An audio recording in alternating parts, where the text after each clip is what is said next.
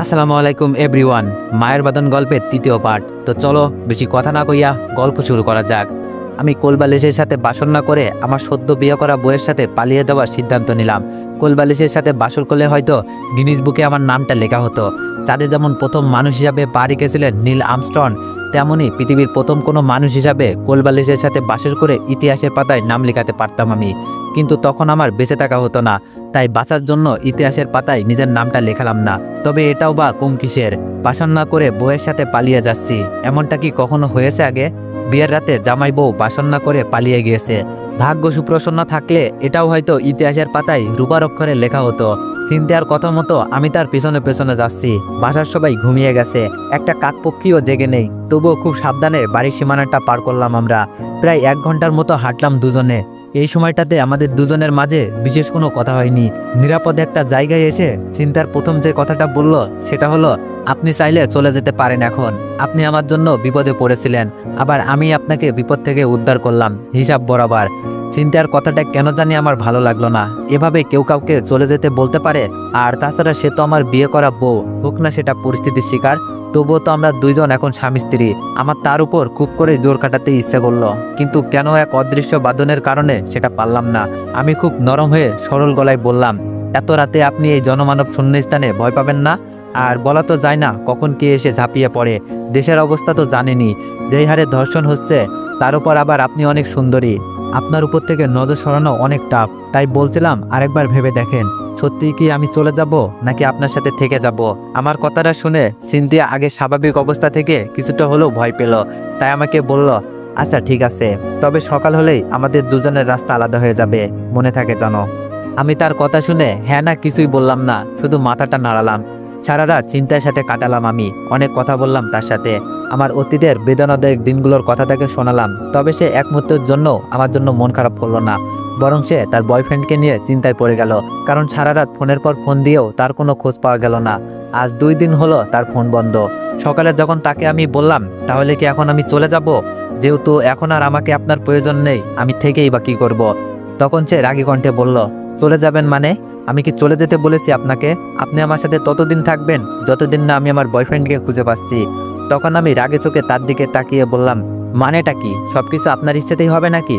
আপনি নিজের বাঁচানোর জন্য আমাকে বিয়ে করলেন, অথচ আপনি চাইলেই আপনার বাবার পছন্দ করা ছেলেটাকে বিয়ে করতে পারতেন।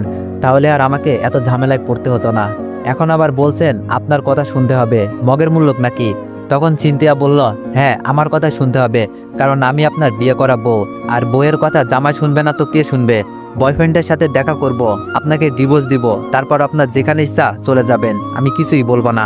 তবে যতদিন আপনি আমার বিয়ে করা স্বামী, ততদিন আমার সাথে থেকে আমার বয়ফ্রেন্ডকে খুঁজে বের করতে সাহায্য করতে হবে। এই সময়েও যে মেয়েটা মজা করবে আমি কখনো ভাবিনি। অবশ্য প্রথমবার কথা বলে বুঝেছিলাম মেয়েটা সিরিয়াস মুডে মজা করতে ভালোবাসে, তাই হয়তো এমন করছে। আমিও মজা করে বললাম, ওরে আমার সোনা বউটা রে, এতই যদি জামাই জামাই বলেন তাহলে নিজে বাসন না করে কোলবালিশে গিয়ে দিয়েছিলেন কেন? তখন চিন্তিয়া হেসে বলল, আমার বয়ফ্রেন্ড আছে। বয়ফ্রেন্ড থাকতে জামাইয়ের সাথে বাসর করাটা কেমন দেখায় না? খুব খারাপ দেখায় এটা। তাই তো আপনাকে কোলবালিশে গিয়ে দিয়েছিলাম, আপনি করেই দেখতে পারতেন। বিয়ে করার আগ পর্যন্ত তো ছেলেরা কোলবালিশের সাথেই বাসর করে। বউ পেয়ে নিজের প্রথম বউ কোলবালিশকে একমাত্র ছেলেরাই ভুলে যেতে পারে। আপনিও তেমন একজন স্বার্থপর জামাই, যে বউ পেয়ে কোলবালিশকে ভুলে যায়। চিন্তিয়া প্রথম এইভাবে হাসলো আমার সামনে। তার হাসিটা জানান দিয়ে যাচ্ছে এর থেকে সুন্দর হাসি কারো হতে পারে না। আমি তার হাসিতে মুগ্ধ না হয়ে পারলাম না। তবে হেসে হেসে যে মেয়েটা এত মজা করে কথা বলতে পারে আমার জানা ছিল না। আমিও মজার ছলে বললাম, আর জামাই থাকতে বুঝি বয়ফ্রেন্ডের কাছে চলে যাওয়াটা খুব ভালো দেখায়? আপনি আমাকে বলেন তো, জামাই আগে না বয়ফ্রেন্ড আগে? তখন চিন্তিয়া বলল, অবশ্যই বয়ফ্রেন্ড আগে, সেই জন্যই তো জামাই রেখে বয়ফ্রেন্ডের কাছে যাচ্ছি। আমি বললাম, এটা আপনার ভুল ধারণা, জামাইকে বেশি ভালোবাসা উচিত। বয়ফ্রেন্ড তো আর আপন কেউ না, যে কোনো সময় খাঁচা থেকে উড়াল দিতে পারে, কিন্তু জামাই কখনো চাইলেও খাঁচা থেকে উড়াল দিতে পারে না। তখন সে বলল, ওইভাবে আগে না। আমি বললাম, তাহলে কিভাবে? তখন চিন্তিয়া বলল, ডিম থেকে যেমন মুরগি হয় ঠিক তেমনই বয়ফ্রেন্ড থেকে জামাই হয়, তাই জামাইয়ের আগে বয়ফ্রেন্ড। এই সিম্পল জিনিসটা বুঝতে পারেন না, আবার নিজেকে জামাই দাবি করেন। আমি মেয়েটার কথা শুনে স্যামসাং ফোনের মতো হ্যাং হয়ে গেলাম। কিছু সময় স্তব্ধ হয়ে দাঁড়িয়ে রইলাম। তখন সকাল 8টা বাজে। অনেকটা সময় পর দুজনের নীরবতা ভেঙে চিন্তিয়া বলল, ওর ফোনটা এখনো কি করি বলেন তো? অনেক ক্ষুধাও লাগছে। ওর কথা শুনে মনে হলো আমারও অনেক ক্ষুধা লাগছে। সেই যে রাতে বাসায় খেয়েছিলাম, তাও তৃপ্তি নিয়ে খেতে পারিনি। তারপর বিয়ে বাড়িতেও খাওয়ার ইচ্ছে ছিল না। ওই রকম বিয়েতে বর কি পেট ভরে খেতে পারে? পারে না, আমিও পারিনি। তাই আমি দুজনের ক্ষুধা নিবারণের জন্য বললাম, চলেন সামনে কোথাও খেয়ে নিই, আমার প্রচণ্ড ক্ষুধা পেয়েছে। ফুটপাতের একটা হোটেলে আমরা দুইজন হালকা নাস্তা করলাম, কারণ হোটেলগুলোতে এখনও ভাত হয়ে সারিনি। নাস্তা করতে করতে প্রায় 9টা বেজে গেল। হোটেলে কিছু সময় রেস্ট নিয়ে বাইরে বের হওয়ার পর বুঝলাম ঝাপচা গরম চালিয়েছে। এই ঝাপচা গরমে বেশি সময় রোদের মধ্যে থাকলে ডিম শুদ্ধ হতে পারে, কিন্তু এছাড়া কিছু করারও নেই, কারণ চিনতে এখনও তার বয়ফ্রেন্ডের সাথে যোগাযোগ করতে পারিনি। আমিও কাউকে ফোন দিইনি, কারণ আমার কথা সবাই জেনে গিয়েছে। এখন যদি আবার একটা মেয়েকে আমার সাথে দেখে, তাহলে আমাকে খারাপ না ভাবার কোনো কারণ থাকবে না। তাই কাউকে ফোন করে নিজেকে খারাপ প্রমাণ করতে চাইনি। 10টার দিকে চিনতে আর সহ্য করতে পারলো না, মনে হলো ঢুলতে ঢুলতে মাটিতে পড়ে যাবে। বেশি সুন্দরী মেয়েদের এটাই সমস্যা, তারা রোদের মধ্যে বেশিক্ষণ থাকতে পারে না। চিন্তা শুধু আমাকে বলল, আমি আর 10 মিনিট এখানে থাকলে মাথা ঘুরে পড়ে যাব, প্লিজ বিশ্রামের জন্য কিছু একটা করুন। আমি কি করব কিছুই বুঝে আসছিল না। হঠাৎ করেই সামনে একটা আবাসিক হোটেল চোখে পড়লো। আমি চিন্তাকে নিয়ে হোটেলে 24 ঘন্টার জন্য একটা রুম নিলাম।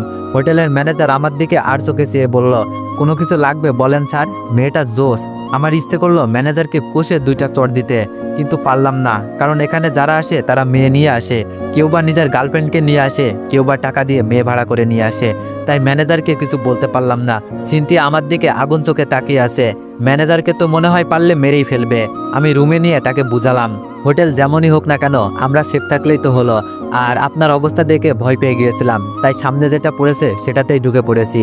আমার কথাগুলো পজিটিভভাবেই নিল সিনথিয়া। সে ফ্রেশ হওয়ার জন্য ওয়াশরুমে চলে গেল, আর আমি বিছানায় গা এলিয়ে দিয়ে একটু বিশ্রামের আশায়, কারণ 2 রাত ধরে 1 সেকেন্ডও ঘুমানোর সুযোগ হয়নি। চোখে প্রচণ্ড ঘুম, তাই চোখ বুজে ঘুমের ঘরে তলিয়ে গেলাম। ঠিক তখনই ফোনটা বেজে উঠল। চেয়ে দেখলাম মিলি ফোন করেছে। না চাইতেও ফোনটা ধরলাম। ওপাশ থেকে মিলি বলল, তোমার কি হয়েছে বলো তো? এতবার ফোন দেওয়ার পরও তুমি ফোন ধরো না। তোমার সাথে আমি দেখা করতে চাই। আমি তোমাকে এখন অনেক মিস করি। মনে হয় তোমাকে আমার এখন প্রয়োজন। একবার দেখা করে সবকিছু আগের মতো করতে চাই আমি মিলিকে কিছু বলতে যাব, ঠিক তখনই আমার চোখ আটকে গেল আমার সামনে দাঁড়িয়ে থাকা মেয়েটার দিকে। মনে হচ্ছে স্বর্গ থেকে কোনো পরী ভুল করে জমিনে নেমে এসেছে, এখন আমার সামনে দাঁড়িয়ে আছে। সিনথিয়া সুন্দর জানতাম, তবে এতটা সুন্দর হবে ভাবতে পারিনি। বিয়ের সাজে মেয়েটার দিকে ভালো করে তাকানোর সুযোগ হয়নি কখনো, কিন্তু আজ যখন বিয়ের সমস্ত সাজ ধুয়ে মুছে নতুনভাবে আমার সামনে দাঁড়িয়ে আছে, ঠিক তখনই বুঝতে পারলাম তার সৌন্দর্যের গভীরতা। চিন্তার দিকে তাকিয়ে মনে হলো পৃথিবীর সবচাইতে সুন্দর মানুষটা আমার সামনে দাঁড়িয়ে আছে। ভেজা চুলে মেয়েটাকে অনেক বেশি হট মনে হচ্ছে। মিলি ওই দিক থেকে সমানে চিল্লিয়ে যাচ্ছে, কিন্তু আমার কানে মিলির আওয়াজ খুব একটা গুরুত্ব পাচ্ছে না।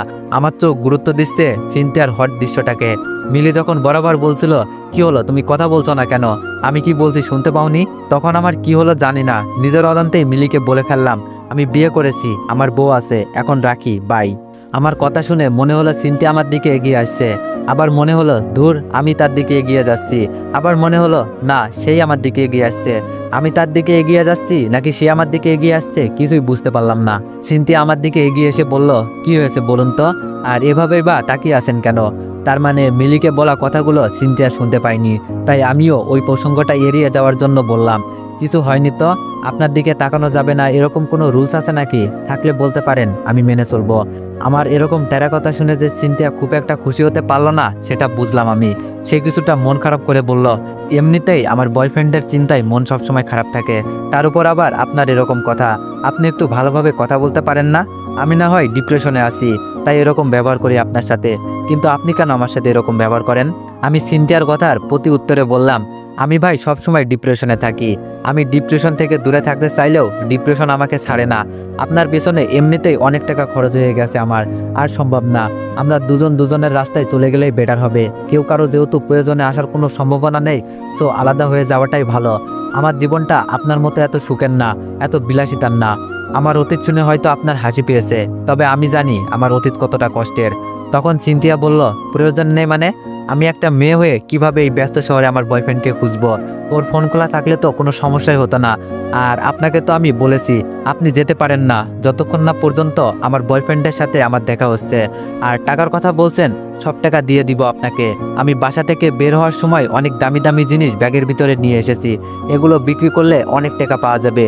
আপনি হিসাব করে রাখেন, সব টাকা দিয়ে দিব আমি কিছু বললাম না। দেখতে দেখতে 24 ঘন্টা পার হয়ে গেল, বাট অবস্থার কোনো পরিবর্তন হলো না। বাধ্য হয়ে আমাদেরকে একটা বাসা ভাড়া নিতে হবে। মেয়েটা কাবিননামা সাথে নিয়ে এসেছিল, সে হয়তো জানতো এমন কিছু হবে, এটার দরকার হতে পারে, তাই ব্যাগে ভরে নিয়ে এসেছিল। আর সেটার কারণেই ঢাকা শহরের বুকে একটা বাসা ভাড়া পেলাম দুজন। আমি যে শুধু সিনথিয়ার জন্য বাসাটা নিয়েছি তা না, এখানে আমারও লাভ আছে। আমার থাকার জন্য একটা জায়গা দরকার ছিল, এর থেকে ভালো জায়গা হয়তো আমি পেতাম না, তাই এটাকেই বেছে নিয়েছি। কারণ বেঁচে থাকার জন্য একটা চাকরি দরকার, অন্তত আমার মতো মানুষদের। কারণ আমার আগে পিছে কেউ নাই, আমার থাকা খাবার ব্যবস্থা আমাকেই করতে হবে। সকালে ঘুম থেকে উঠে বের হয়ে যেতাম চাকরির খোঁজে। অনেক পরিচিত বন্ধুদের কাছে বলেও রেখেছি একটা চাকরির কথা, কিন্তু কেউ সেরকম কোনো ব্যবস্থা করে দিতে পারিনি। সবাই নিজেকে নিয়ে ব্যস্ত। আজকাল অন্য কারোর জন্য কেউ শ্রম দিতে চায় না, কারোর কাছে অনুরোধ করে নিজের মর্যাদা কমাতে চায় না। আমার পরিচিত একজন মানুষ আছে, সে যদি তার উপরের জনের কাছে শুধু একটা সুপারিশ করে, রিকোয়েস্ট করে আমার চাকরির জন্য, তাহলে হয়ে যাবে। কিন্তু সেটা সে করবে না, এতে নাকি তার মান কমে যাবে। বাসা নেওয়ার পর 1 মাস চলে গেল। এই 1 মাসে অনেক কিছু পরিবর্তন হয়ে গেছে। আপন মানুষগুলো পর হয়ে গিয়েছে, পর মানুষগুলো হয়তো কিছুটা হলেও আপন হয়েছে। সেদিন বাবাকে সাহস করে ফোন দিয়ে বললাম, কেমন আছো বাবা? বাবা আমাকে কোনো কথা বলার সুযোগ না দিয়ে ফোনটা কেটে দিল। কেটে দেওয়ার আগে শুধু বলল, ফোন দিয়েছিস কেন? আজ আমার মেয়ের বিয়ে, ভুলেও তুই ফোন দিস না। আমরা তোকে ভুলে গিয়েছি, তুইও আমাদেরকে ভুলে যা, এটাই তোর জন্য ভালো হবে। বাবা ফোন রেখে দেওয়ার পর নিজের অজান্তেই কেঁদে দিই আমি। এমন কান্নার কতদিন করতে হবে জানা নেই। আজ আমার আদরের বোনটার বিয়ে, অথচ আমি তার সামনে নেই। সেও কি তাহলে তার ভাইয়ের কথা ভুলে গিয়েছে? ভুলে যাওয়াটাই স্বাভাবিক। খারাপ মানুষকে কেউ মনে রাখে না, মনে রাখলেও ঘৃণা করার জন্য মনে রাখে। আমাকে তো আর আমার বোন ঘৃণা করতে পারে না, তাই হয়তো ভুলে গিয়েছে। বাবা তো অনেক আগেই আমাকে ভুলে গিয়েছে, কিন্তু মা কি করে আমাকে ভুলে গেল? কোনো মা কি তার সন্তানকে ভুলতে পারে? আমার মা কিভাবে পারলো? এইসব কথা মনে হতেই কান্নাটা আরও বেড়ে যায়। আজ আমার কান্না করার দিন, আজ আমার দুঃখের দিন, আজ আমার একা হয়ে যাওয়ার দিন। আমার কান্না থামানোর কেউ নেই, আমার চোখের পানি মুছে দেওয়ার মতো কেউ নেই। চিন্তা কি আমার চোখের পানি মুছে দিতে পারে না? এই 1 মাসে তো সে আমার অনেক কাছে এসেছে, আমাকে নিজ হাতে রান্না করে খাইয়েছে। আমি না আসলে আমার আসার জন্য অপেক্ষা করতে করতে অস্থির হয়ে যেত। তবে দিন শেষে তার বয়ফ্রেন্ডের জন্য মন খারাপ থাকতো। তারপরেও তার সাথে আমার সম্পর্কটা অনেক উন্নতি হয়েছে। সত্যি বলতে আমার ভালো থাকার জন্য একটা মানুষ প্রয়োজন, হোক সেটা ভালোবাসার মানুষ কিংবা ভালো লাগার মানুষ। এই পৃথিবীতে একা একা ভালো থাকা যায় না, ভালো থাকার জন্য কাউকে দরকার। কিন্তু আমার তো ভালো থাকার জন্য কেউ নেই, তাহলে আমি ভালো থাকবো কিভাবে? এত কিছুর পরেও অন্য 8-10টা মানুষের মতো আমারও যে একটু ভালো থাকতে ইচ্ছে করে। আবার মনে হয় এই পৃথিবীতে সব মানুষের ভালো থাকা হয় না, কিছু মানুষ অকারণেই খারাপ থাকে। আমি হয়তো সেই খারাপ থাকা মানুষগুলোর মাঝেই একজন। হঠাৎ করে লক্ষ্য করলাম আমার পেছনে সিনথিয়া দাঁড়িয়ে আছে। আমি চোখের পানিটা মুছে তার দিকে তাকাতেই সে একটা হাসি দিল। মনে হলো এই হাসিটার জন্য আমার খারাপ থাকাটা চলে গেলেও খুব বেশি অবাক হব না। আমি তার হাসিটা মুগ্ধ হয়ে দেখতে থাকি। আমার মুগ্ধতার চোখকে ফাঁকি দিয়ে সে দৌড়ে এসে আমাকে জড়িয়ে ধরে।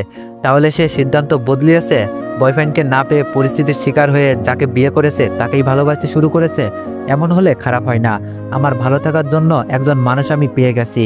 তার জড়িয়ে ধরাতে কেমন যেন ভিতরটাতে ভূমিকম্প সৃষ্টি হলো।